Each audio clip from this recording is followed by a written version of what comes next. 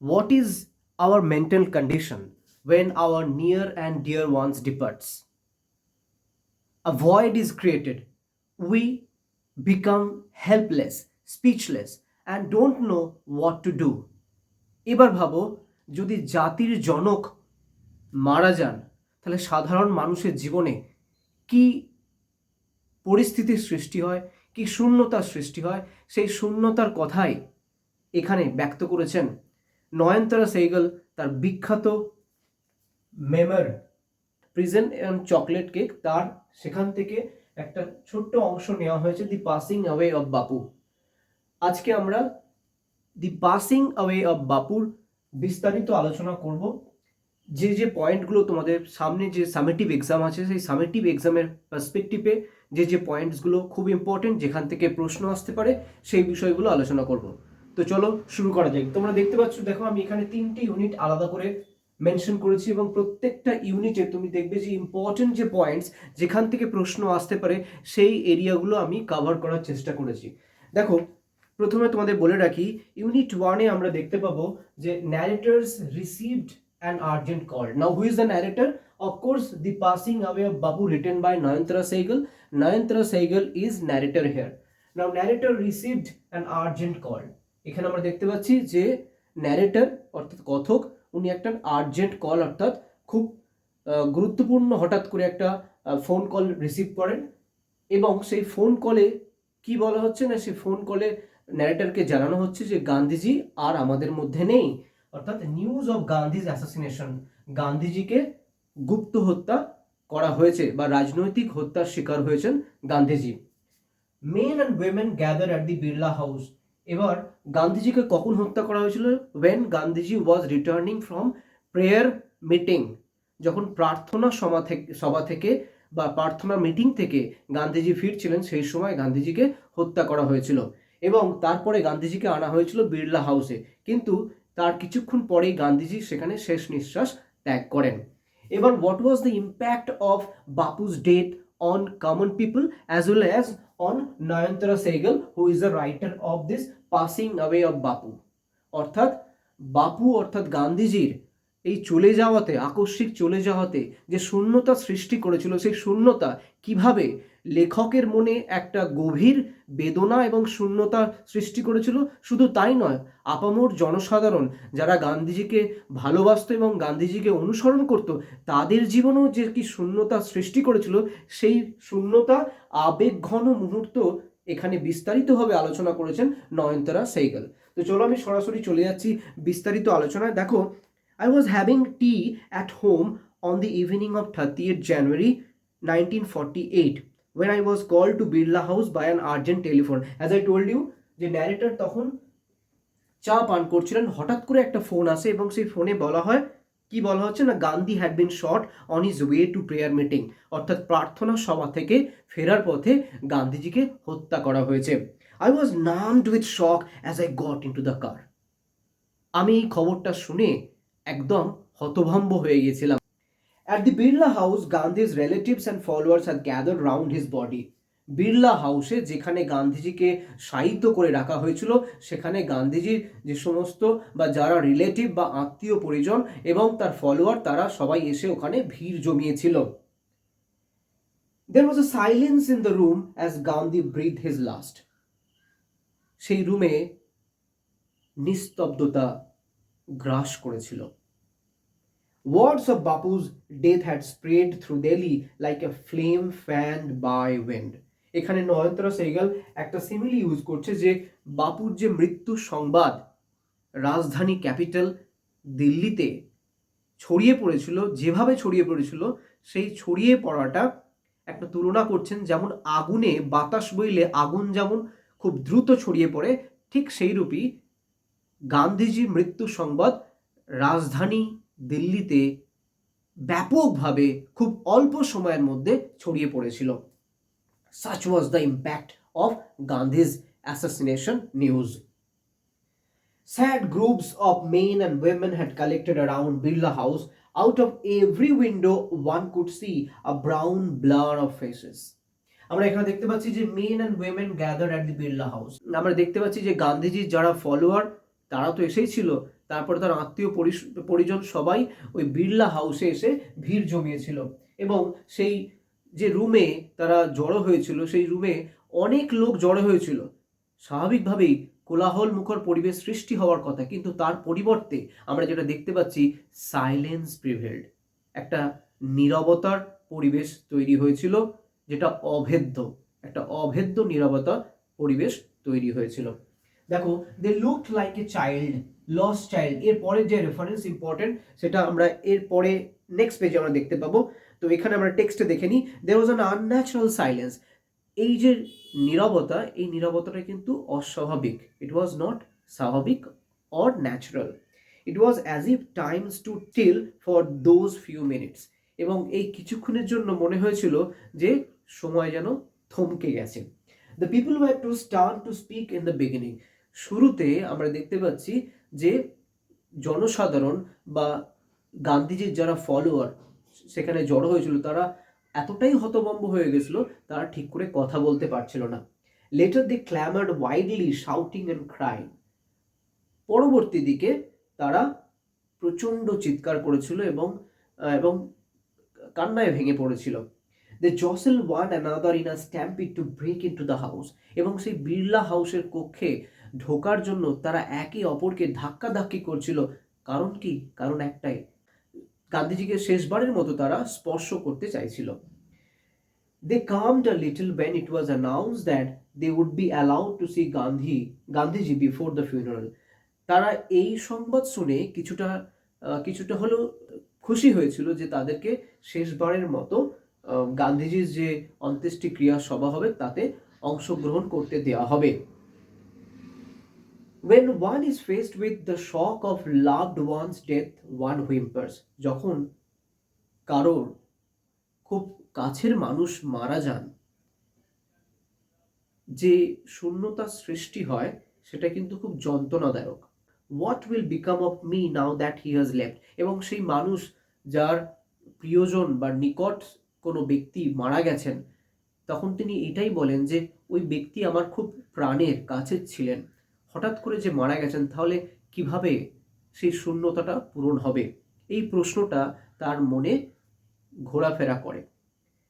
Now this was surely the question uppermost in the mind of the mourning people.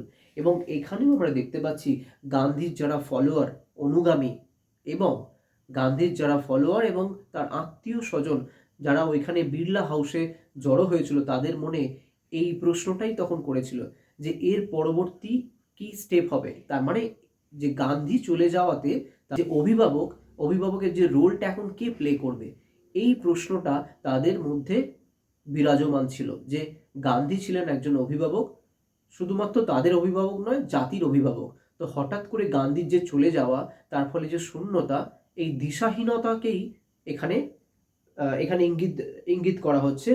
এবং they looked like lost children. এবং তাদেরকে দেখে মনে হচ্ছে they are like lost children. We listened to the broadcast telling the people of India that their Bapu was no more. এবং শেষ পর্যন্ত এখানে শেষ লাইন ইউনিট 1-এ শেষ হচ্ছে দ্যাট ব্রডকাস্ট। আমরা দেখতে পাচ্ছি যে রেডিওতে সম্প্রচার করে বলা হচ্ছে গান্ধীজি আর আমাদের মধ্যে নেই, অর্থাৎ গান্ধীজি আমাদের ছেড়ে চলে গেছেন। তাহলে এখানে আমরা বুঝতে পারছি যে গান্ধীজি চলে যাওয়ার ফলে যে শূন্যতা তৈরি হয়েছে, সেটা কেবলমাত্র সাধারণ মানুষের জীবনে নয়, জাতির জীবনে তার ব্যাপ্তি বোঝানোর জন্যই এই ইউনিট 1-এ এখানে নয়নতারা সেহগল সেই ব্যাপ্তিটাকেই প্রকাশ করেছেন। দেখো, আমরা ইউনিট 2-তে চলে যাব। ইউনিট 2-তে তোমরা দেখবে গান্ধীজির ফিউনারাল প্রসেশনস, অর্থাৎ গান্ধীজি আর আমাদের মধ্যে নেই, তারপরে তার অন্ত্যেষ্টিক্রিয়ার সময় মানুষের কীরকম রেসপন্স ছিল এবং মানুষ কিভাবে ভিড় জমিয়েছিল, এবং সেই যে ঘটনা অর্থাৎ যে প্রসেশন হয়েছিল তার যে প্রভাব মানুষের ওপর কীরকম পড়েছিল, সেটা সম্পর্কেই এখানে নয়নতারা সেহগল বলেছেন। ঠিক আছে।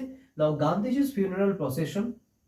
Here you will find another character, Padmasree's suggestions. Who was Padmasree? That is Mrs. Naidu's daughter. Okay, Padmaja Naidu's daughter, Padmaja Naidur কন্যা।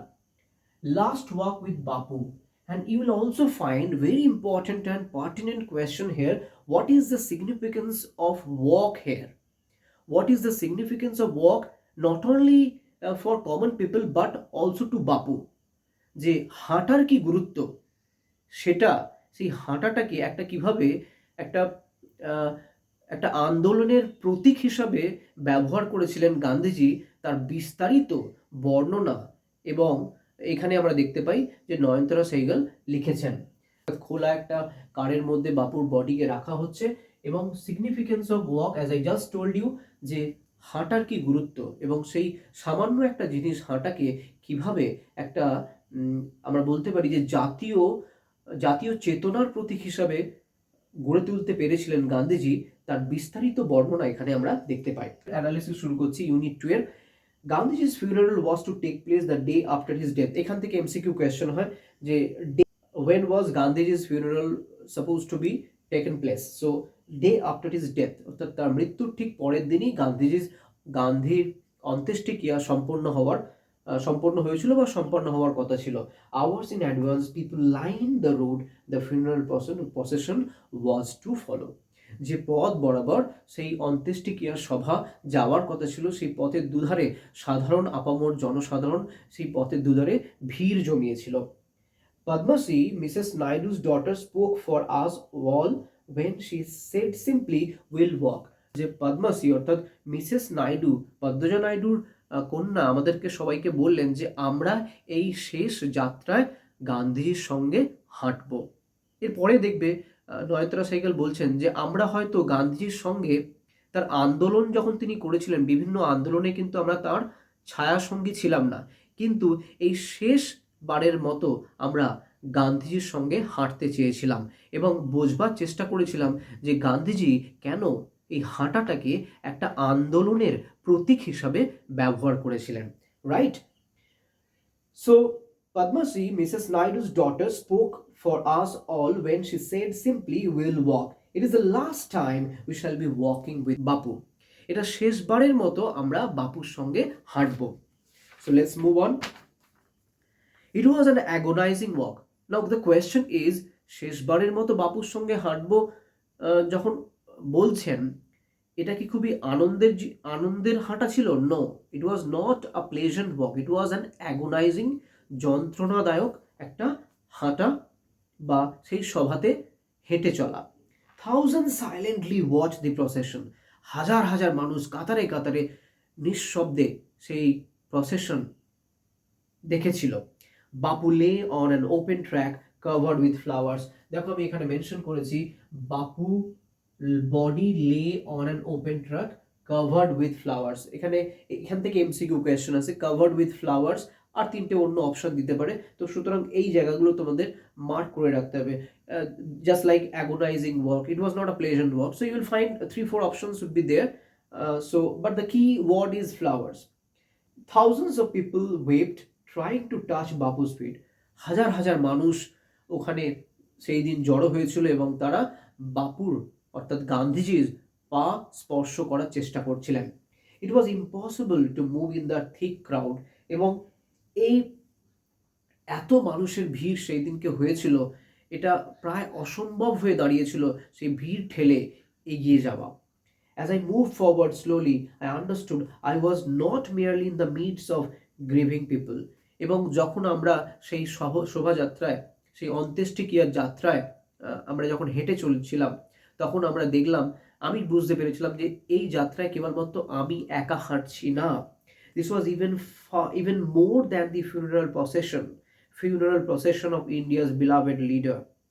এটা ছিল জাতির জনক গান্ধীজির অন্ত্যেষ্টিক্রিয়ার যাত্রা। সেই জন্য বিভিন্ন প্রান্তের বিভিন্ন প্রদেশের মানুষ ওই দিন এই অন্ত্যেষ্টিক্রিয়ার যাত্রায় ভিড় জমিয়েছিল।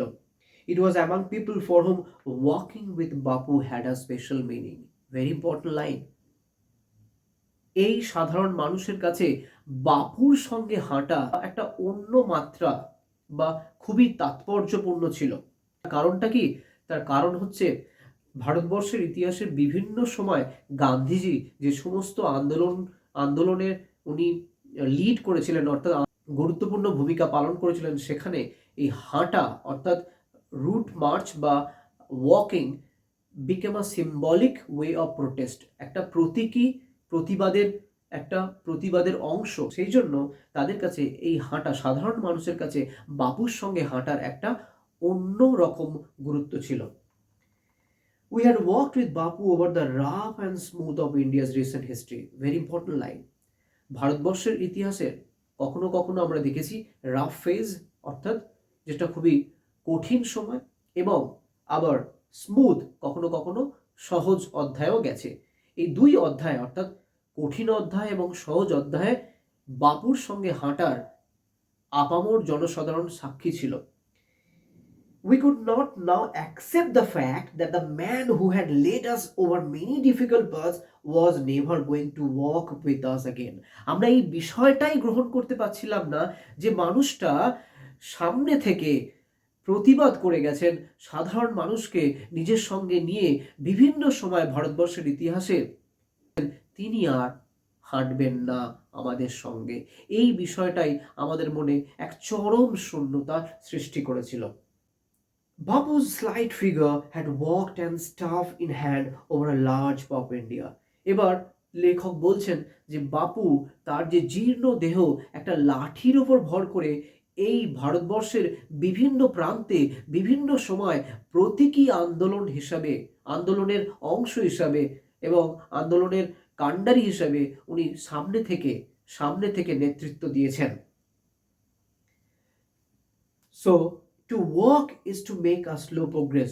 So to বাপু মানে গান্ধীজির কাছে হাঁটা হচ্ছে খুব ধীরে ধীরে এগিয়ে যাওয়া।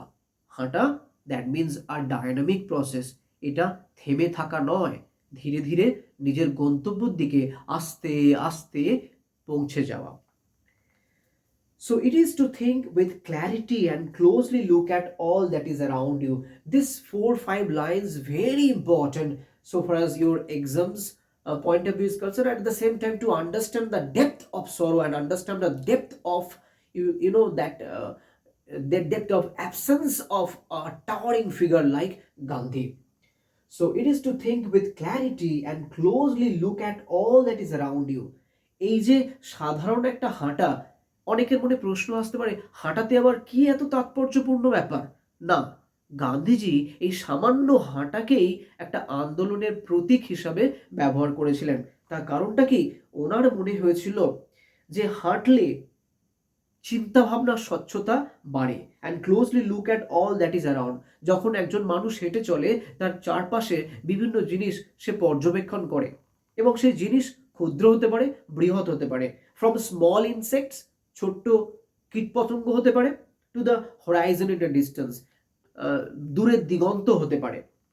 অর্থাৎ ব্যাপারটা এটাই বলছে যে একটা ক্ষুদ্র জিনিস পর্যবেক্ষণ হতে পারে, একটা বৃহৎ যুগান্তকারী things that could change the history all together, সেই দৃষ্টিটাও তোমার কিন্তু ডেভেলপ হতে পারে। Moreover, to walk was often the only way open to the average Indian. এবং গান্ধীজি এই হাঁটাটাকে সাধারণ মানুষের সঙ্গে যুক্ত করে প্রতিবাদের একটা ভাষা হিসাবে ব্যবহার করেছিলেন। It required no vehicle except his own body. এবং হাঁটার জন্য কোনো ধরনের যানবাহনের প্রয়োজন হয় না। And cost him nothing but his energy. এবং হাঁটার জন্য যেটা প্রয়োজন কেবলমাত্র এনার্জি, অর্থাৎ শক্তির প্রয়োজন। এর জন্য কোনো যানবাহনের প্রয়োজন হয় না। সুতরাং গান্ধীজি এই হাঁটাকেই আন্দোলনের প্রতীক হিসাবে ব্যবহার করেছিলেন। Gandhiji took this necessity as he took much that was commonplace and transformed into joyful effort. দেখো, হাঁটা খুবই একটা সাধারণ ব্যাপার, কিন্তু সেই সাধারণ ব্যাপারটাকেই অসাধারণ কিভাবে পরিণত করা যায়, অসাধারণ কাজে পরিণত করা যায়, সেটাই একজন লিডারের তাৎপর্যপূর্ণ একটা দৃষ্টিভঙ্গি। এখানে গান্ধীজির যে দৃষ্টিভঙ্গি ছিল সেটাই এখানে গুরুত্বপূর্ণ, এবং সেটাকেই ইঙ্গিতবহ যে একটা সাধারণ বিষয়কে কিভাবে একটা আন্দোলনের ভাষা হিসাবে পরিণত করেছিল Gandhiji. That was very important. That was something to remember, and that was a legacy to carry forward too. এবার দেখো, significance of walk to Bapu, এই পার্টটা খুবই ইম্পর্টেন্ট তোমাদের এমসিকিউ প্লাস এসিকিউ জন্য। এই পার্টটা ভেরি ইম্পর্টেন্ট। পেজ নাম্বার 20 তোমরা দেখবে last 4-5 lines. To walk is to make slow progress, from there to transform it into a joyful effort. Very important and touching as well. দেখো আমি শেষ পার্টে চলে এসেছি, ইউনিট 3 অর্থাৎ দি লাস্ট পার্ট। এখানে আমরা দেখবে যে কয়েকটা পয়েন্ট আমি লিখে রেখেছি। Gandhiji's ashes brought to Allahabad. Gandhiji আর নেই আমাদের মধ্যে, ছেড়ে চলে গেছেন গান্ধীজি। এই গান্ধীজির যে অ্যাশেস অর্থাৎ যে অস্থিভস্য, সেটা এলাহাবাদে নিয়ে যাওয়া হচ্ছে গঙ্গা নদীর তীরে। সেখানে এই অস্থিভস্য বিসর্জন দেওয়া হবে। সেখানেও আমরা দেখতে পাবো হিউজ ক্রাউড, হাজার হাজার মানুষ সেখানে নদীর তীরে জড়ো হয়েছিল সেই শেষ অস্থিভস্য বিসর্জনের ক্রিয়া দেখার জন্য। এবং এখানে আরেকটি ইম্পর্টেন্ট দেখবে যে ম্যাজিক সার্কেল। গান্ধীজি যখন ছেড়ে চলে গিয়েছেন তখন নয়নতারা সেহগালের জীবনে যে শূন্যতা তৈরি হয়েছে সেটা কিভাবে উনি ম্যাজিক সার্কেলের মাধ্যমে এখানে একটা রূপক ইউজ করে ব্যবহার করে উনি বোঝাতে চেয়েছিলেন। এবং বাপুজ ইনফ্লুয়েন্স অন মাসেস, সাধারণ জনমানুষে কি প্রভাব পড়েছিল সেটাও আমরা দেখব।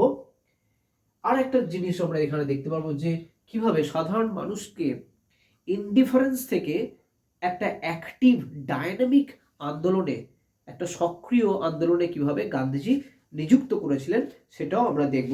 যে সাধারণ মানুষের তোমরা দেখবে যে ইনডিফারেন্স অর্থাৎ নির্লিপ্ততা, তারা তাদের কিছুই যায় আসে না কোনো কিছুতে, সেখান থেকে সাধারণ মানুষকে কিভাবে যে আন্দোলনে, ভারতবর্ষের স্বাধীনতা আন্দোলনের বিভিন্ন পদক্ষেপে জড়িয়েছিলেন বা যুক্ত করেছিলেন, সেই ব্যাপারটা আমরা এখানে দেখতে পাবো। এবং last, Bapu's legacy, Bapu's banner. Banner is a symbol of legacy, right? So let's start. Unit 3 you will find some days after the funeral, a special train took Gandhiji's ashes to Allahabad. আমরা দেখতে পাচ্ছি যে তার অন্ত্যেষ্টিক্রিয়ার কিছুদিন পরে একটা special train, একটা বিশেষ ট্রেনে গান্ধীজির অস্থিভস্য কোথায় নিয়ে যাওয়া হয়েছিল? এলাহাবাদে। The compartment was decked with flower. MCQ জন্য ইম্পর্টেন্ট, decked with flowers. সেই কম্পার্টমেন্টটা, বগিটা বিভিন্ন ধরনের ফুল দিয়ে ভালো করে সাজানো হয়েছিল। People on the train sang bhajans, again important for MCQ. সাধারণ মানুষ সেই দিন গান করেছিলেন, ভজন করেছিলেন। People did not weep any more for they could see Gandhiji's presence amid the flowers and the songs. At every station sorrowful crowds fill the platform. এবং প্রত্যেকটা স্টেশনে সাধারণ মানুষ গান্ধীজির সেই যে অস্থিভস্যের যে নিয়ে যাচ্ছিল যে ট্রেনটা, সেই ট্রেনটা দেখার জন্য প্রত্যেকটা স্টেশনে সাধারণ মানুষ কাতারে কাতারে ভিড় করেছিল। The ashes were immersed in the Ganges. Ganga নদীতে শেষ পর্যন্ত এলাহাবাদে সেই অস্থিভস্য বিসর্জন দেওয়া হয়েছিল। Were a huge crowd had gathered at the bank. এবং সেই এলাহাবাদে আমরা দেখতে পাচ্ছি যে নদীবক্ষে প্রচুর মানুষের সমাগম হয়েছিল। Amid song and prayer, the train reached Allahabad. The ashes were immersed in the Ganges, where huge crowd had gathered at the bank. Afterwards, we all went back to Delhi. বেশ, অস্থিভস্য বিসর্জনের পরে সবাই দিল্লি অর্থাৎ ক্যাপিটাল বা রাজধানীতে ফিরে এসেছিল। তারপরে তাদের মনে কি প্রভাব পড়েছিল সেটা আমরা দেখব। Back in Delhi, I felt at sea. দেখো এটাও খুব important. I felt at sea means helpless. Helpless. Who? Narrator Noyantara Sehgal felt helpless. I had not, it is also important for MCQ, I had not directly walked with Gandhiji, gone to prison at his call and or made any sacrifice for my country. যদিও গান্ধীজির সঙ্গে আমি প্রত্যক্ষভাবে কোনো সংগ্রামে হাঁটিনি, কখনোই গান্ধীজির আহ্বানে আমি কিন্তু জেলেও যাইনি, বা আমার দেশের জন্য কোনো রকম কিছু আত্মবলিদানও আমি দিইনি। My sisters and I and other young people like me had been merely onlookers. কারণ আমরা তখন খুব ছোট ছিলাম যখন গান্ধীজি এই আন্দোলন শুরু করেছিলেন স্বাধীনতা সংগ্রামের জন্য। We were merely onlookers. আমরা কেবলমাত্র একজন অনলুকার অর্থাৎ প্রত্যক্ষদর্শী ছিলাম, কিন্তু সক্রিয়ভাবে আন্দোলনে ভাগ নিইনি বা অংশগ্রহণ করিনি। But still I failed at sea. কিন্তু গান্ধীর এই চলে যাওয়াটা আমাদের মনে এক গভীর শূন্যতা সৃষ্টি করেছিল। আমরা নিজেদেরকে অসহায় বোধ করেছিলাম। I felt I had grown up within a magic circle. আমার মনে হয়েছিল গান্ধীজি যতদিন বেঁচে ছিলেন একটা যেন ম্যাজিক সার্কেল, একটা আমরা বলতে পারি যে একটা অস্বাভাবিক একটা প্রভাব ম্যাজিকের মতো, যেটা আমার সার্কেলটাকে আমাকে প্রোটেক্ট করে রেখেছিল। With Bapu's passing away I feel the magic circle had vanished, leaving me unprotected. এবং বাপুর অর্থাৎ গান্ধীজির মৃত্যুর সঙ্গে সঙ্গে এই যে একটা ম্যাজিক সার্কেল, যেটা লেখককে প্রোটেক্টেড করে রেখেছিল, সংরক্ষিত করে রেখেছিল, সেটা বাপুর চলে যাওয়াতে হঠাৎ করেই যেন উধাও হয়ে গেছে। অর্থাৎ বাপুজির যে, অর্থাৎ গান্ধীর যে ইনফ্লুয়েন্স বা প্রভাব, সেই প্রভাবটা লেখককে একটা প্রোটেকশন বা সংরক্ষিত করে রেখেছিল। With an effort I রাউজড myself, বেশ কষ্ট করে আমি নিজেকে ধরে রেখেছিলাম বা নিজেকে আবার বোঝানোর চেষ্টা করেছিলাম। I ask myself, had Bapu lived and died for nothing? বাপু কি কেবল আমাদের ছেড়েই চলে গেলেন, কিছু আমাদের দিয়ে যাননি? How could I so easily lose courage when he was no longer there? এত সহজে কি করে আমি হার মেনে নেব? My values were not so weak. Bapu যে আহ, যে ভ্যালুজ অর্থাৎ যে মূল্যগুলো দিয়ে গেছেন, সেটা কি এতটাই ঠুনকো? Millions of people would have been ordinary folk but for Bapu. এই বাপুর বা গান্ধীজির এক অসাধারণ ক্ষমতা ছিল। তিনি কি করেছিলেন, তিনি সাধারণ মানুষকে আন্দোলনের সঙ্গে যুক্ত করেছিলেন, এবং এই বাপুর জন্যই সাধারণ মানুষ, millions of people joined Indian freedom movement. He ব্রট them out of indifference. আমি এর আগেই বললাম যে নির্লিপ্ততা, তাদের কিছু যায় আসে না, সেই ইনডিফারেন্স বা ঔদাসীন্য থেকে বের করে এনেছিলেন টেনে হিসড়ে কে? বাপু। and awakened them to one another sufferings, এবং একে অপরের দুঃখে যে রেসপন্ড করার যে মানসিকতা, সেটাও শিখিয়েছিলেন কে? না, বাপু। What if now Bapu is gone, we are still there? ঠিক আছে, বাপু তো আমাদের ছেড়ে চলে গেছেন, কিন্তু আমরা তো বেঁচে আছি। ইয়াং, যুবক, strong and proud to bear his banner before us. তার যে আদর্শ, অর্থাৎ গান্ধীবাদী আদর্শ, আমরা যে যুবকরা বেঁচে আছি সেইটা বহন করে নিয়ে যাব। Bapu had passed away but his India would continue to live in his children. যদিও বাপু আমাদের ছেড়ে চলে গেছেন, কিন্তু তার সন্তানরা বাপুর লিগাসি অর্থাৎ গান্ধীবাদকে সংরক্ষিত করে বেঁচে থাকবে। তবে এখানেই এই টেক্সটটা শেষ হচ্ছে। এই টেক্সটটা খুবই ইম্পর্ট্যান্ট একটা টেক্সট, এবং এখান থেকে বিভিন্ন ধরনের কোয়েশ্চেন্স, এমসিকিউ কোয়েশ্চেন এবং লং আনসার টাইপ কোয়েশ্চেন আসে। তো কিছুটা ভিডিওটা বড় হয়ে গেল, কারণ 3টি ইউনিট আছে। আশা করছি তোমাদের এই ভিডিওটা রিভিশন ক্লাস হিসেবে বা রিভিশনের ক্ষেত্রে তোমাদের সাহায্য করবে।